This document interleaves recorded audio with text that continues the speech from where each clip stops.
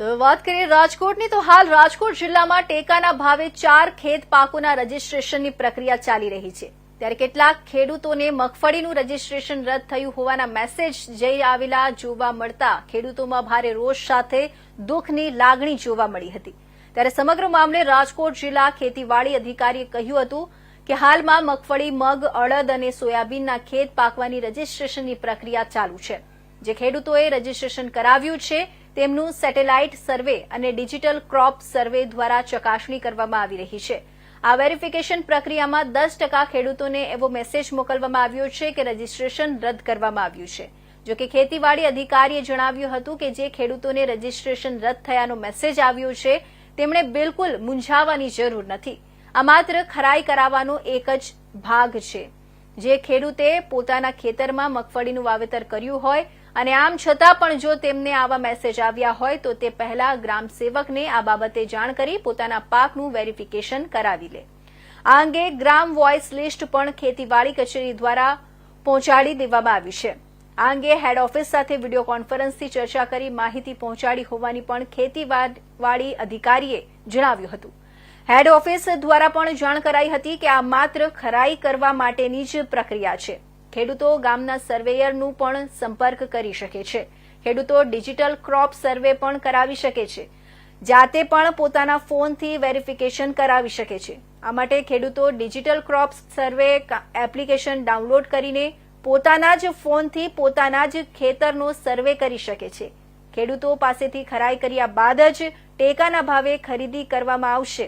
હાલ સરકાર દ્વારા જે ડિજિટલ ક્રોપ સર્વે કરવામાં આવી રહ્યો છે તેમાં અમુક ગામ એ એપ્લિકેશનમાં નથી દેખાતા, એના કારણે કેટલાક ખેડૂતોના સર્વે બાકી રહી ગયા હોય।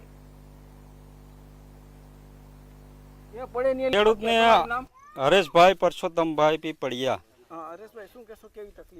અત્યારે અમારા ગામમાં 17-18 જણાને રિજેક્ટ થયા છે। મગફળી ઓલરેડી ઊભી છે પણ છતાં એવો મેસેજ આવેલા છે કે તમારા પાક મગફળી નથી વાવેલી એવું। બરોબર, સરકારને આવું ખેડૂતને હેરાન જ કરવાના, સરકારને કામ કરવું કે કાગળિયા લાઈનમાં જ ઊભું રહેવું, ધક્કા જ ખવડાવવા કચેરીએ।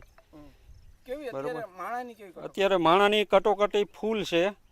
એક બાજુ કામ ને એક બાજુ આ કાગળિયા। બરોબર, એટલે ખેડૂતને હાલાકી બહુ થઈ રહી છે। કેવી વ્યવસ્થા હોવી જોઈએ? વ્યવસ્થા ખેડૂત માટે કાંઈક થોડીક સરકારને ધ્યાન આપવી જોઈએ કે આવું ખેડૂતો હેરાન ઓછા થાય એમ। કેવી તકલીફ પડતી હોય છે ખેડૂતોને? બહુ તકલીફ પડતી હોય છે। એક તો ખેડૂતો પૂરતા ભણેલા હોય નહીં, કચેરીએ વાંથી ધક્કા ખાવાના। બરોબર, એક બાજુ વાડીના કામ હોય, જવાબ હરખા મળે નહીં, ઓલો કાગળિયો ઘટે, ઓલો કાગળિયો આ રિજેક્ટ થયા એટલે હવે પાછા કાગળિયા દાખલો લઈ આવો, ઓલો લઈ આવો, એ બધું ખેડૂતને પરેશાની જ હોય। રમેશભાઈ ઉકાભાઈ ખૂંટ।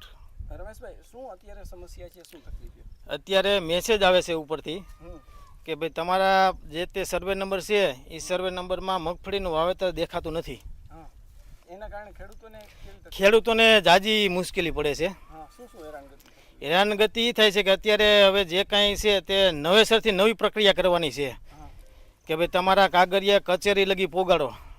તો એના માટે કેવી ધક્કા ખાવા પડે? એને એક તો અહીંયા કામ હોય છે કે આ મગફળી અત્યારે ઓલરેડી પાકી ગઈ છે અને મજૂર ક્યાંય મળતા નથી અને સરકારી કચેરીમાં ખોટા ધક્કા ખાવા પડે છે।